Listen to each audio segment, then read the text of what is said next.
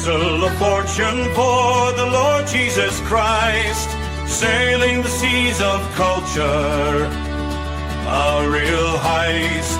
Come along for a view that's unique and so true, an adventure with Rick, a privateer's crew.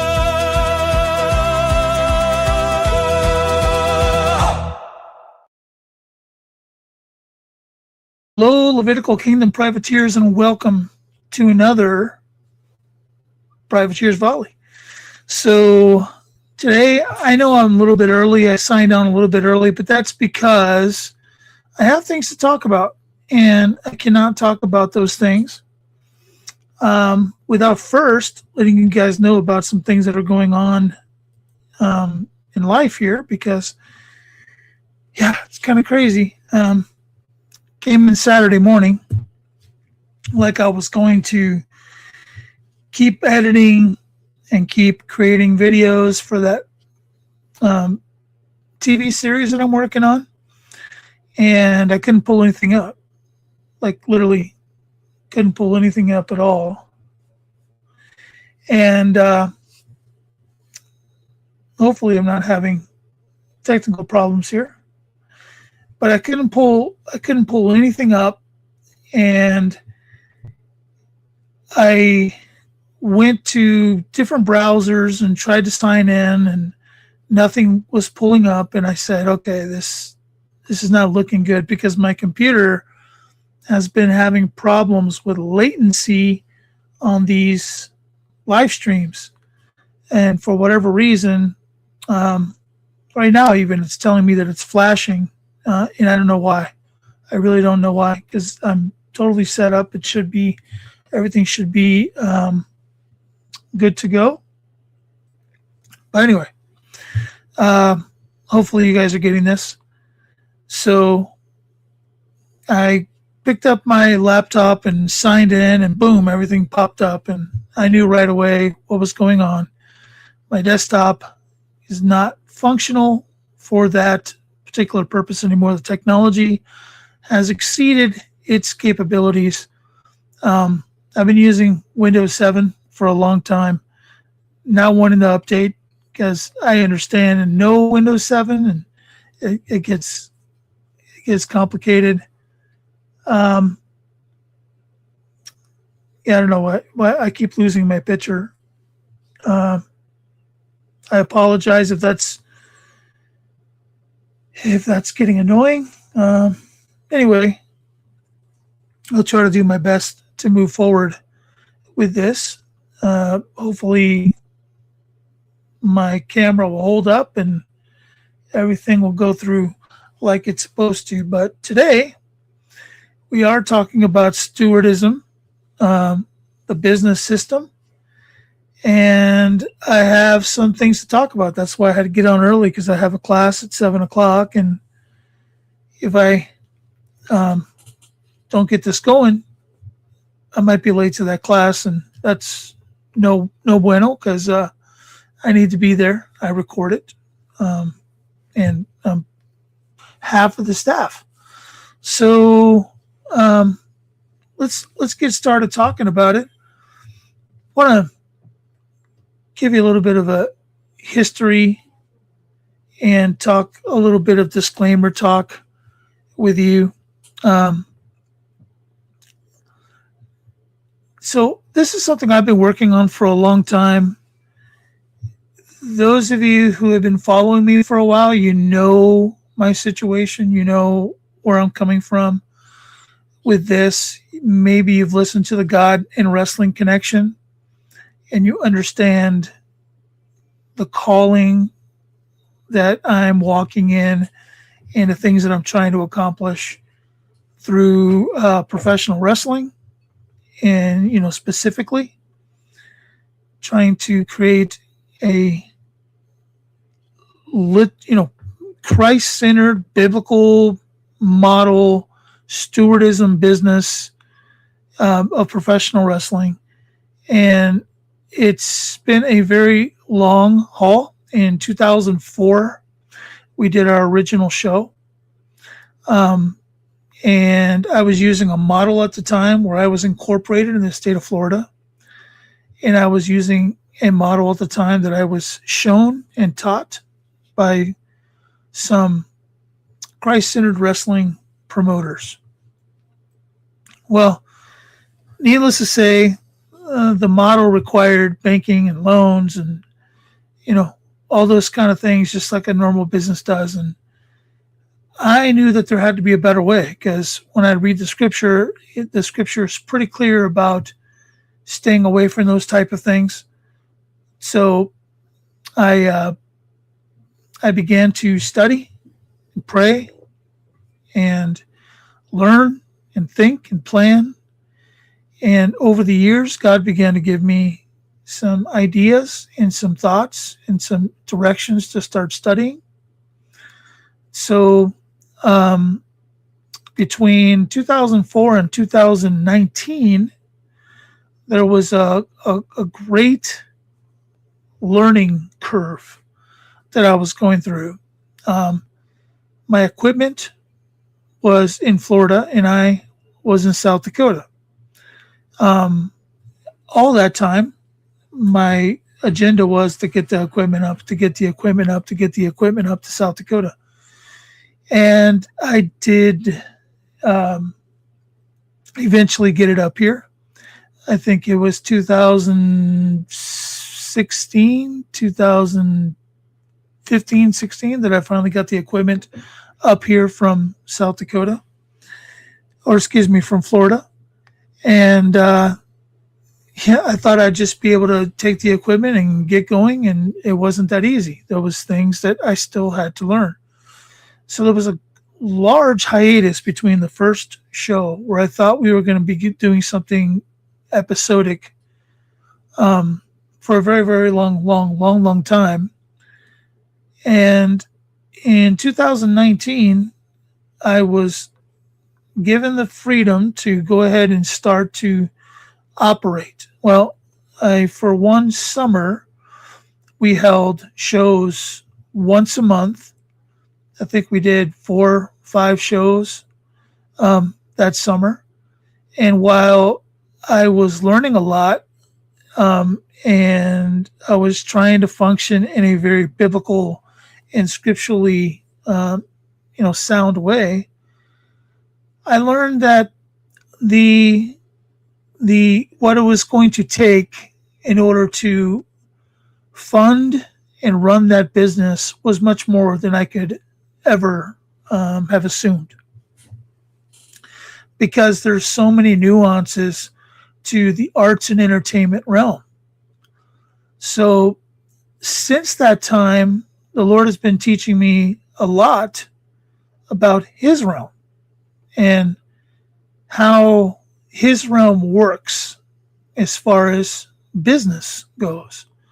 Now, we know we have a lot of parables that speak specifically to this, but we have been taking those parables and we've been trying to fit them into the Babylonian capitalism model, and it doesn't work. I mean, you can justify it, like the parable of the talents. You can take that and you could say, okay, let's say that God gave one person 5 talents, and now they took those talents and they bought chickens, and the chickens had eggs, and then they sold the eggs, right? And in the entire time, you have this mindset of like how in Babylon you have a little stand somewhere and you're selling chicken eggs, and you're increasing, and God's giving you the increase, and that's great. And that is actually a pretty organic and extremely biblically centered way of doing it. But many people take it into like things that are exclusively Babylon, like stocks and bonds and, all these investments and things that require usury or that utilize usury, and things that are actually anti-scriptural. So the Lord began to show me what an actual business system looks like within his realm. Now, this has been an evolution for me. It's been, and it probably is going to evolve even more. So the things I talk about in this show are probably going to evolve even more. I'm making sure I'm still on. Yeah. Okay, good. So, take it with a pinch of salt and understand that are probably going to evolve even further down this particular style of business. Okay, the stewardism business system. So let me get started in explaining this. But let me first give a quick disclaimer. If you are looking for how to invest money in Babylon, how to do things in a Babylonian way, and you're not exclusively looking how to completely be as Abraham was, 1,000% devoted to doing things the Lord's way. If you're not that, if you're wanting to do things that kind of mix and match, this is not the show for you. You should go see Dave Ramsey, or you should go listen to other people who are good at trying to justify utilizing the system in order to, basically utilizing blood money in order to, provide and grow and all those kind of things. If that's what you're looking for, Dave Ramsey or other financial gurus out there that are utilizing systematics within Babylon, go listen to them. This is not the right place for you. But if you're somebody who's looking for truly the organic way, where there is no requirement for understanding, knowledge, any of those things, just strict obedience, then you're at the right place. You're at the place that's been contemplating this since 2004. So let's get started talking about it. First thing that I want to let everybody know is that life comes before business. Never let business, even stewardism, come to a higher place than life. Life must always be first.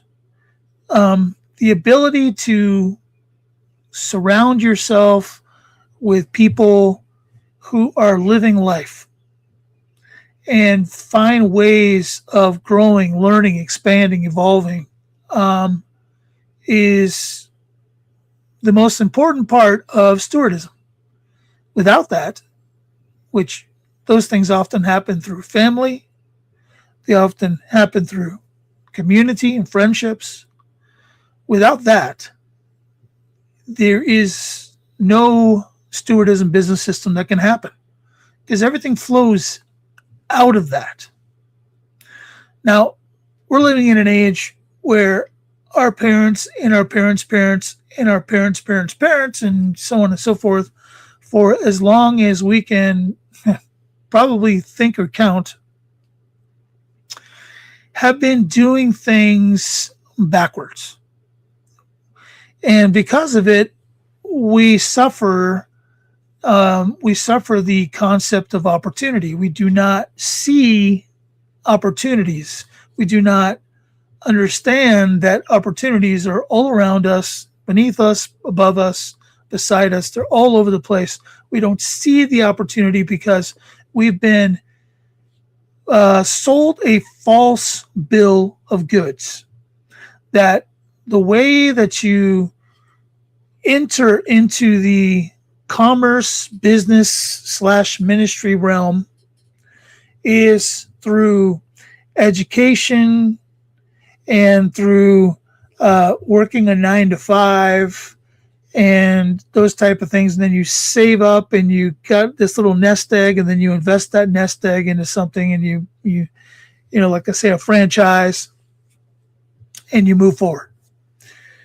That is not how you do it biblically. That's, in fact, not biblical. That, in fact, is asking to be scooped a scoop of the devil's ice cream, because that model will always put you into proximity of people who have and want to expand what they have. It will always put you in proximity of banks. It will always put you in proximity of investors, people who have and want to have more.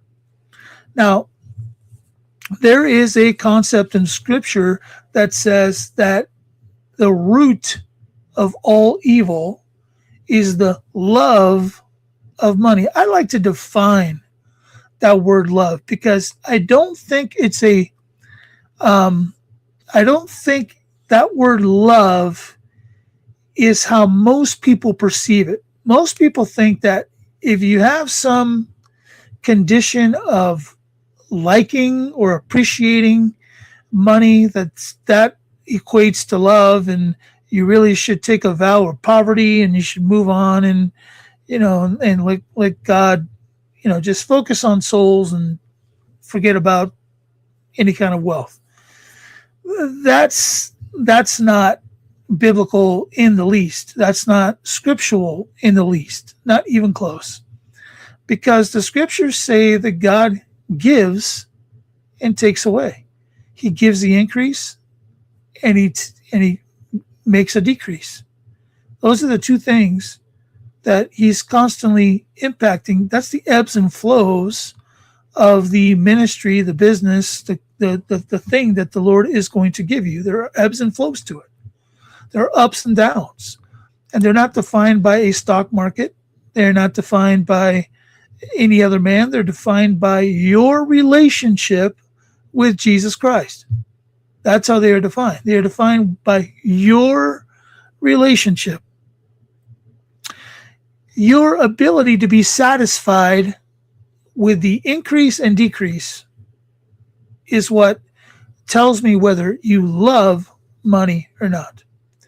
If your interest is to continue to gain in any possible way that you can, you love money.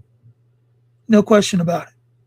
If your interest is to do things as God would have them done, and if your interest is to ride along the ebb and flow journey that Jesus, your King, is going to take you on, as you begin this beautiful concerto called ministry, business, okay?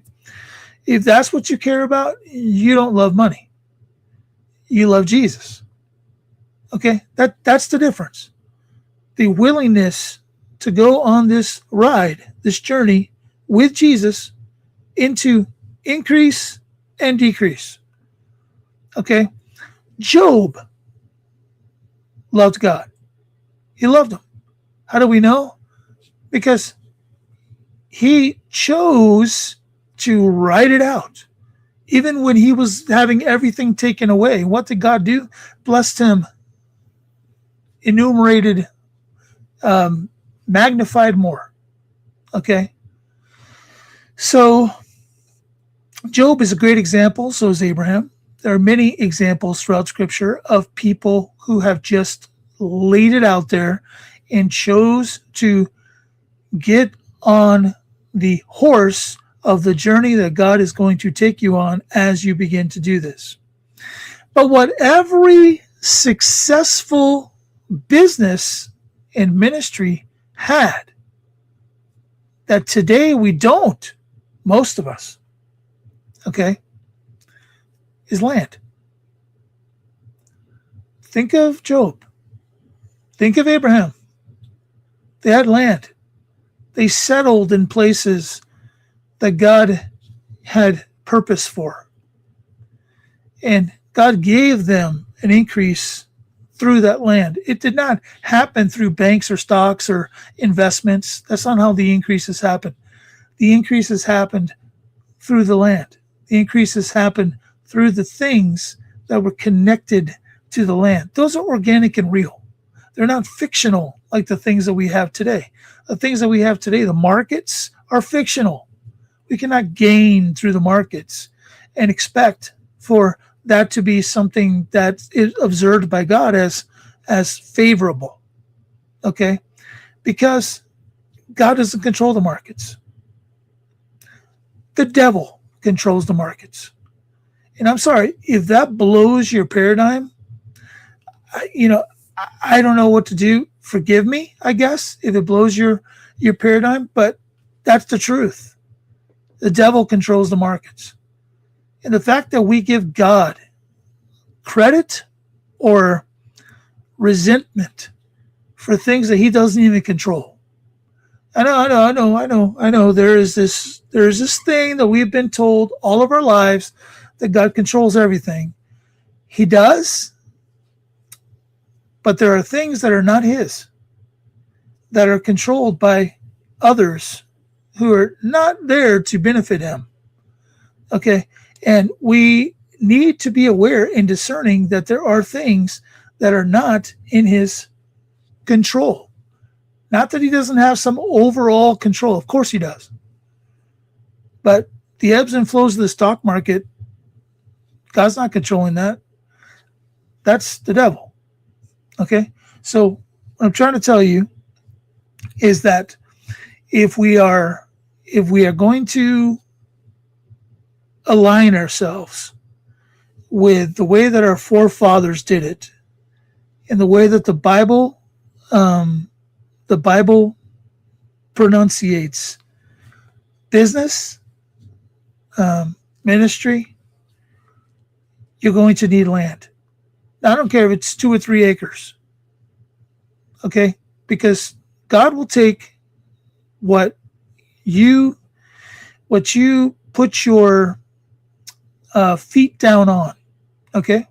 He will take what you put your feet down on, and he will show you the hidden things. He has hidden things for you specifically.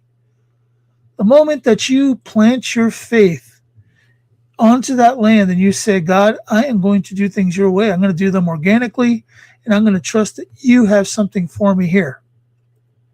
He's going to show you those hidden things. Now, those hidden things could be from all kinds of places. They could be metals that are in the ground. They could be stones that are in the ground. They could be weeds that you think are weeds that are not. They could be plants. They could be herbs. They could be fruit or vegetables. There are many things that come organically from the ground that are wealth. Those are true wealth. Those are things that God can use in order to provide you with wealth. And that is how he organically created things to be.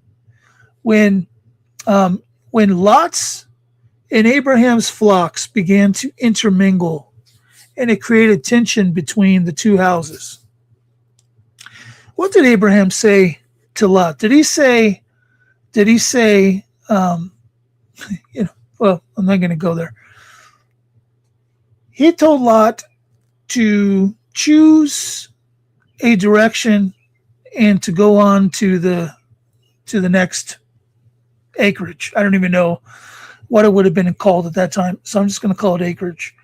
And Lot settled near Sodom. And all the increase that came to the houses came up and through the land. Now, your next step is going to be one that some people are not going to understand. If you're watching this show organically, you just came upon it by some strange reason. God sent you, or whatever happened, the algorithms aligned, and boom, here you are. This may not make a lot of sense, but to some people it will. Once you find land, you're going to want to align yourself with those who are in treaty with one another to protect that stewardship. There's actually group of people that are coming out of Babylon and are finding their way into a treaty and trust with one another in order to protect that stewardship against the Babylonian system and its presumptivism. So the second step I'm going to give you is aligning yourself with those people. Now, the way you do that, the way you hear more about that or find out more about that is you go to c2kreport.com. c2kreport.com. You go there and there'll be a lot of information there about how you align yourselves with people who are coming out under this treaty and trust. In fact, the very first thing you'll find on that website is a video of my partner, Randy Conway, reading the preamble, which is our treaty and our trust. And we're coming underneath that. So live life, step one. That comes before any business or any ministry. Live life. Find land, even if it's a small amount. Find land, okay? And allow the Lord to show you the hidden things on that land that are going to provide wealth, because that's where wealth comes from. It doesn't come from a 401k. Okay, I'm going to explain that in just a second. But allow the Lord to show you the hidden things that He's hidden for you specifically on that land. And then align yourself with people who are going to protect all of the Lord's houses and their stewardship. Now, here's the next step. Find that which the Lord has given you in secret. Search the land. Make it an adventure. Find out what is there. What is on that land? Even if you have 2 or 3 acres, dig a hole here and there. Don't be afraid to. Now, you might want to make sure there's not a wire buried there before you dig the hole. Okay, so call the number, find out where the wires are. But dig a hole. Dig some holes. Find out what is there. Okay, because God has hidden something from the pillagers of land. Because I'm going to tell you right now, the way that those who identify themselves as the elite have created this Babylonian system so that generation after generation after generation, they just keep passing on wealth and they keep holding on to this captured system. The way they did that is by capturing wealth from the land. That's how they did it. That's how they continue to do it. Right now, they go to other countries and they pillage their land for all kinds of wealth. And that's how they continue to do it. And that's how they will always do it. That is their game. Okay. But they will never take everything. You know why? Because God is a sovereign God. He is going to hide something just for you. He's going to hide it. He hides it from their eyes so that you can have it. Let me give you an example.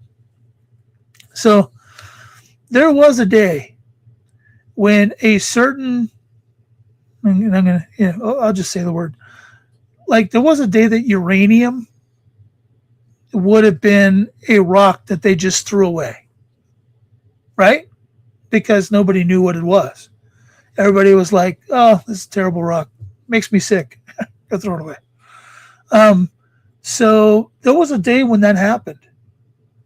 And today, if you find uranium, the wealth that would come from that one stupid little rock is immense.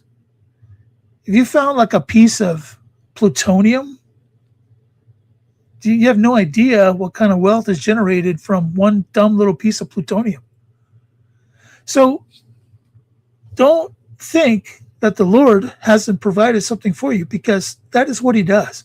When the scriptures say that He will provide for you everything you need according to His riches and glory, understand that His riches and glory are the cattle on 1,000 hills. The hills themselves, the cattle themselves. That is His riches and glory. Don't think that He's going to rain gold on you, or that you're going to get the proverbial check in the mail from some generous evangelist.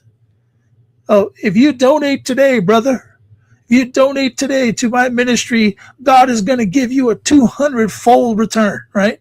Those guys, you're not going to get a check in the mail from a Benny Hinn ministry return. It's just not going to happen. Okay. Now, if you do, it's weird. Be suspicious. Okay. But so my point is, he's hidden something for you. Find out what it is. In fact, you know how you find out? Ask him. Scriptures say, ask. Ask. Ask him and ask him to show you the secret that he's hidden for you. Guarantee you there's one there. Guarantee you. Maybe you just have the most fertile land on the planet for a particular thing. Maybe your land grows what you think is a weed excessively. But when you look into it, you find out that actually it's like really good for something. And if you just like start taking it up, it just keeps regrowing like a weed. Hey, God has just provided you with wealth. So, my point is, we overlook this. We overlook it all the time. And I'm guilty of it. I'm telling you, these are things that the Lord's been teaching me. I am tired of Babylon's way, and I've been asking the Lord, show me your way. And this is the kind of things that have been I've been discovering. Now let's get into the stewardism business model here for a second. So there's two sides. There's for abundance and there's in abundance. Now, what's the difference between for abundance and in abundance? Well, for abundance is for you to obtain abundance.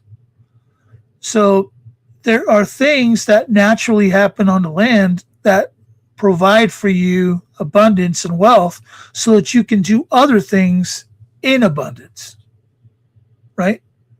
There are those things that you can do for abundance, like growing cherry trees and apple trees and orange trees and whatever, right? Produce, finding veins of metals in your land, all kinds of things, right? Those are for abundance. But then when God gives the increase on that abundance, because that one cherry makes another tree, right? And how many cherries are on the tree?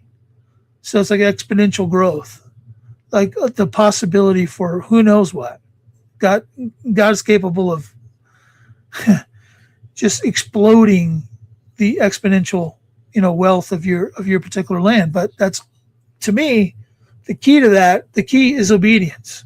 So we have to be doing things his way. If we're not doing it his way, why would he choose to give the increase? What interest or what to what end to what end or purpose would he do that? I mean, sometimes he will, and it'd be a mystery, and it's all because God knows what he's doing, and we're just a bunch of numbskulls. But usually there's going to be a reason. So anyway, so you have the things that are for abundance, and then you have things that are in abundance. And when you do things in abundance, that's like my wrestling. See, my wrestling ministry. It's not a for abundance ministry. There is no natural way to grow wrestlers. There is no natural way to grow a wrestling ring. Sure, maybe I could take the metal out of the ground and stuff and make some parts of it, but there's nothing natural that I can do. Arts and entertainment are not something that come from the ground, but that is an area that I'm called to. So what God was showing me was, you got this backwards. You got it backwards. Okay. So I did. And I had to repent, and I had to ask the Lord to forgive me and to show me his way. So I started to look for abundance principles and learn how to walk in his abundance, because there's a learning process to walking in his abundance, and then staying in obedience so that I don't get used to that increase thinking that it's always going to be there, because there's ebbs and flows. God gives, God takes away. And he has purposes for giving and he has purposes for taking away. I mean, Job, right? Talked about it earlier. Perfect example. He had a reason for taking away. He was testing Job. Is this really my servant? Is he real? If he's real, I'm going to bless the heck out of him. But, is he real? So, I mean, those things, God doesn't tell us. He doesn't say, hey, Rick, I'm about to test you to see if you're real. So, things we have to go through. So, okay. The next thing is we have to work the abundance as God gives the increase. There's actually work involved. And sometimes that's the thing that deters us from walking in that kind of his way, is that there's actual work involved. Babylon's way seems, so much better, right? I mean, so if mom and dad give me $5,000, because it was part of their will or something, and I invested in this program over here, and I can live off of the interest for for 20 years. Not on 5,000, but anyway, you get my point. It's like, do you understand how many ways you're violating God's way? Interest, usury. You're investing in something that's actually promoting the pillaging of the world. There's just so many things. If I had taken that 5,000 and gone and found a piece of land, I don't know, even if it's just 1-2 acres, whatever. Maybe it's even desert. People are like, what's desert land worth? God's hiding stuff. I'm telling you. So, take it and go find yourself some land and start the operation. Start the operations from the beginning. Ask yourself, how do I align myself with other people who are doing the same thing? We're in treaty to protect stewardship. Find out which the Lord has given you in secret. What's here, and then stewardism. What's here for abundance, and what can I do in abundance? It takes work. And that work is devotion, it's dedication, it's obedience. This is actually really simple, but nobody wants to do it because it's the hard way. That's what they say. They say it's the hard way. It's actually the most fulfilling way, because I've started doing this, and I feel like God has taken me up to a 10,000 foot level and shown me how he's ordered my steps all this time. And had I done this, I could have been quickened, or had I done that, I could have been quickened. But if I had done this, he would have delayed it because that would have been bad for me. So many nuances. But this is how it works. This is how his stewardism business system works. It takes work. You have to work that thing that he's given you for abundance. Then, as the work is being done, there's soul equity. What I mean by, Rick, stop using these crazy words. Soul equity. What do you mean by that? Well, as the work is being done, you're in quiet, you're studying, you're learning, you're thinking, you're planning, you're praying, right?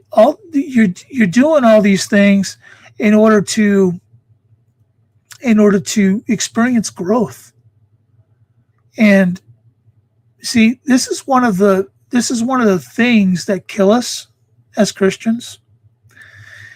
We want to be like the world, and as soon as we're done with high school, we want the whole world in our hand. It's like we want to know what's the plan? What are you going to do? What are you going to do? What are you going to do? What are you going to do? Where are you going to go? Where are you going to live? We want the whole world planned in front of us.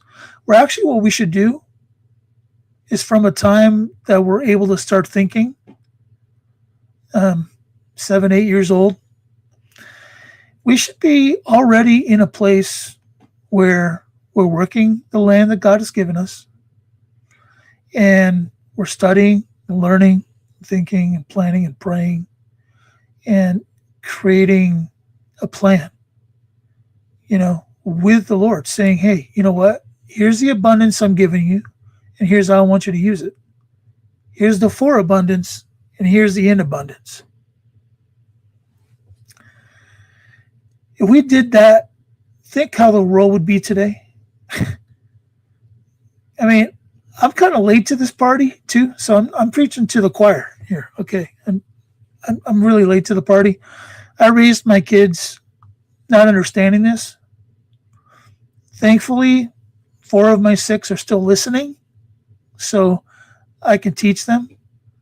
But 2 of my 6 have gone off and decided to do their own thing. So I'm late to the party too. And then here's the deal. As you're working and you're growing soul equity by studying and learning and thinking and planning and praying, you know what happens next? The master of the work, Jesus, the one that's got you doing the whole thing, you know what he does? This is the exciting part, man. He'll give you the increase. And you know where the increase comes from? Sometimes it comes from outside. Because, there are those ministries that are called to equip the saints. And equipping the saints is more than just teaching and showing them how. But it's all like we're doing right now. But it's also giving them some of that in abundance so that they can prime their well and do their in abundance. So there are so many things I could say here at this point, but this is the ultimate place after serving the Lord faithfully for however long that you need to in order to study, learn, think, plan, pray. And the master of the work, Jesus, he's the one we're running the race for, right? The master of the work starts to give the increase outside or inside, whichever way. The place that the elation that comes from that, knowing that you're directly in the center of God's will, that you are able at that point to literally just be shot like an arrow anywhere and you're not going to miss, right? I mean, are we not like the redeemed, the sons of God? Are we not his children? So does it not apply just as it does to us as fathers and mothers to have a quiver full of arrows and be able to, put them and place them exactly where we want? Does it not apply to our Father in heaven, who's got a massive quiver of arrows? Some of those arrows, they don't land very well because they're caught up in the Babylonian system and they're in disobedience and they don't even know it. They're not trying to be disobedient. They've just been brain rotted. Right? So think about once you arrive at a place of doing it his way, and the master of the work now gets to take that arrow out of his quiver, a perfect arrow that goes straight and quick. He can put you wherever he wants. That is elation. That is true elation. I mean, it could be anything. It could be anything. He can put you in a situation where and this has happened before. He could put you in a situation where you'll end up losing your life, but the souls of 1,000 people will be won. I mean, either win his souls is wise. So, and at the end of the day, does it really matter? I mean, as long as he gets the glory, does it really matter? So anyway, and that's the downside from a human perspective, right? That's the downside. What's the upside? What's the upside? How many people could we ignite to do things the Lord's way and have a community that's literally building God's infrastructure on earth as it is in heaven? That's my goal. That's my vision. That's where I'm going. That's what I'm trying to grow. That's why I'm doing these shows. That's why the Privateer Volley exists, is because I want to be a part of that. I want to have that conversation based on where we are now, where I believe we are in the biblical eschatological timeline. I think that this is the only way for the saints. I mean, like, there is nothing to fear. Yet, fear is what hinders us. I mean, I shake my head because I don't know how to communicate that. But fear hinders us because we look around us and we see, just like Peter walking on the water, we look around us and we see the waves, data centers, Iraq war, Israel, third temple, we see all these crazy things going around us, and there's like this instantaneous fear that causes us to lose sight of this stewardism, causes us to lose sight. And I'm just, I want to be a part of the answer, not the problem. And in order to be a part of the answer, we have to preach truth unabashedly. And to me, this is unabashed truth. I mean, no one's going to want to hear this. Well, very few people are going to want to hear this. I mean, think about the number of people who just graduated high school and has student debt like coming out of their ears. Not high school, college, and has student debt coming out of their ears. Do you think they're going to want to hear a message that God has said, go get yourself some land and work? No, they're like, no, I want the quick route. I hear the Rothschilds are hiring. Okay, they pay a lot. That's a slave system, guys. That is a slave. I'm in that slave system. I know. I have to literally work for Johnny to pay Pete. I mean, it's a slave system because God has provided everything that we need according to his riches and glory, yet we don't even understand it because instead of trying to understand it, we walk over it. It's literally right below my feet. It's literally everywhere I walk in my yard. I've got like a lot. I don't have acreage here in South Dakota. I have a lot. Not like a lot, okay, but just a little lot. That's all I have. Yet, in my backyard, God has provided us a cherry tree, an apple tree, crabapple tree. We have raspberries. We have lingonberries. We have some other kind of berry I can't think of right now. And just stuff growing everywhere. We have like mullein growing everywhere. My wife is so blessed. there's catnip everywhere. I mean, she can tell you what something is the moment it pops out of the ground because she's studied that. Okay. And things that you people would call weeds, we have it just growing organically in our backyard, and it actually has like real significant use. So, am I blessed? Yeah. What keeps me unblessed, okay, are the things I throw upon myself. Got to pay an electric bill. Got to pay a water bill. These are all things that God's provided. It's underneath me, every bit of it. In fact, the energy is above me. All I got to do is just capture it. But do I? Well, I'm working on it, but I haven't because I've been living in this system, doing things the system's way. So anyway, my point is,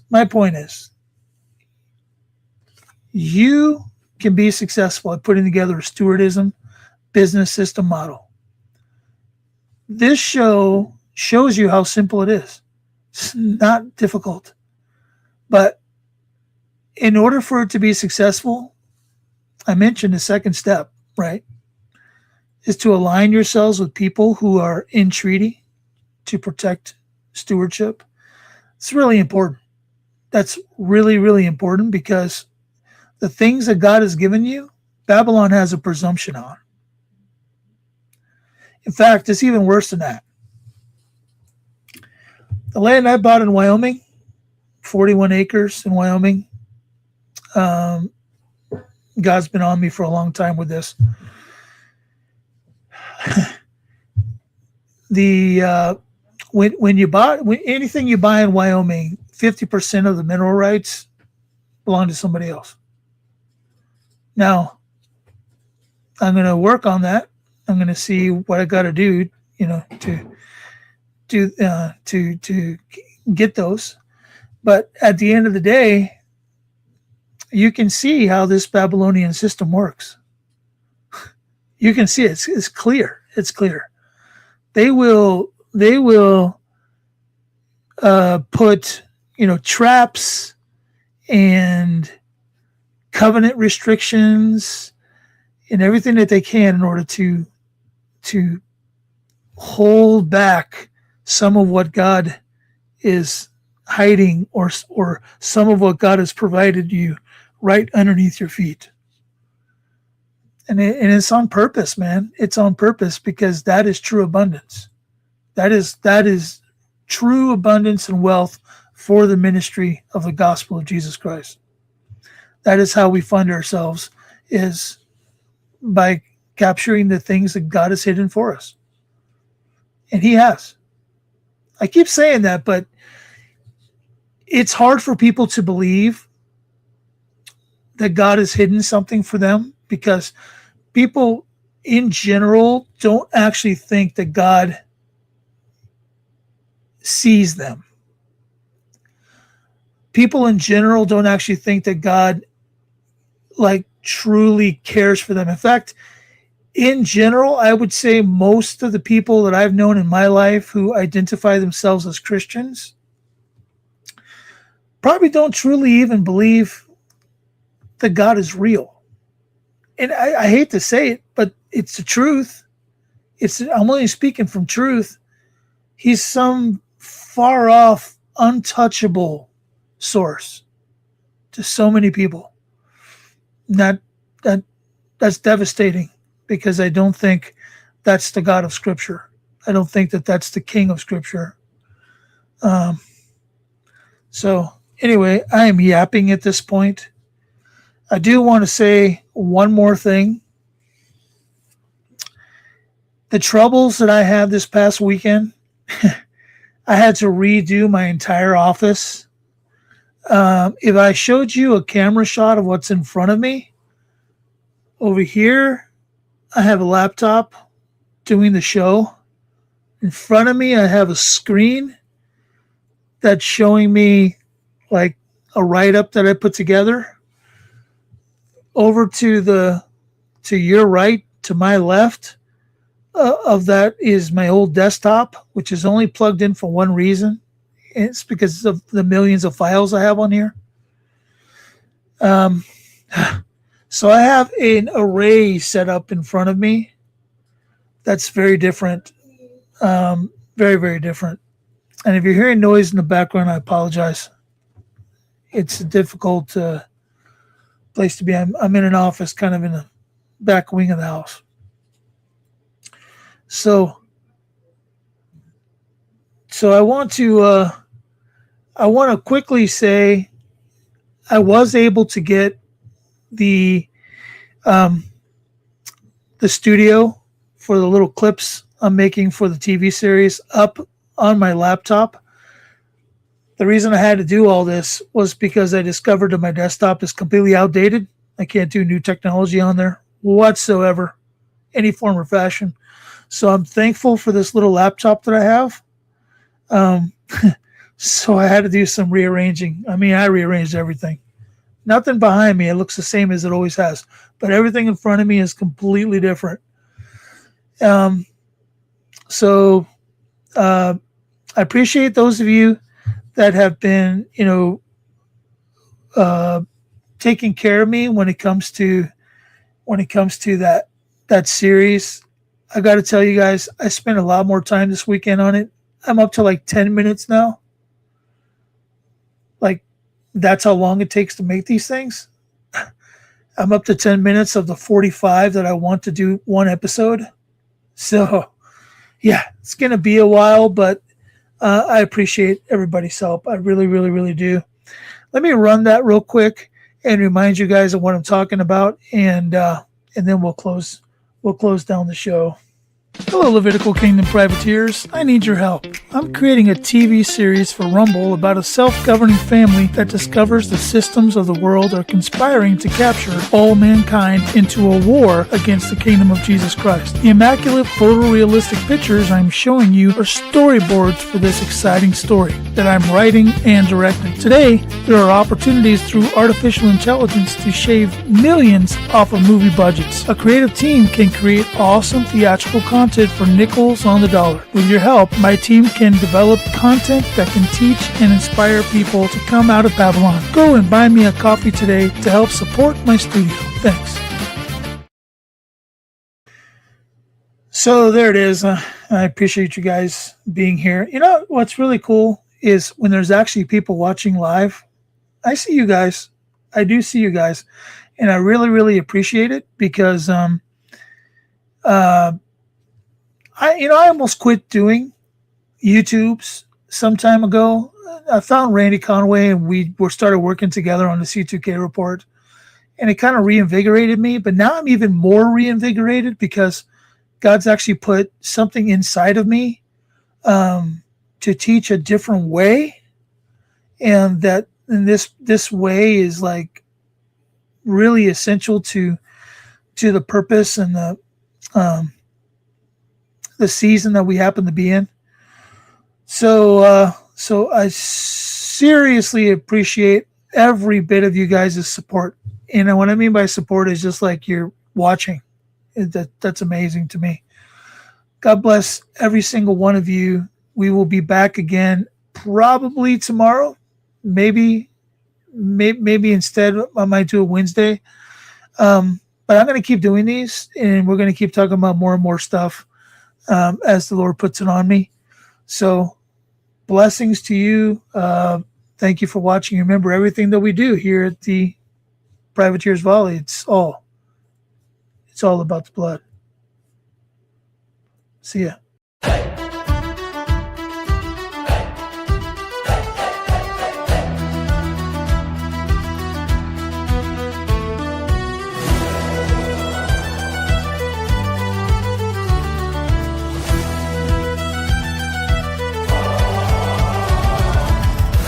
Joining our swashbuckling episode.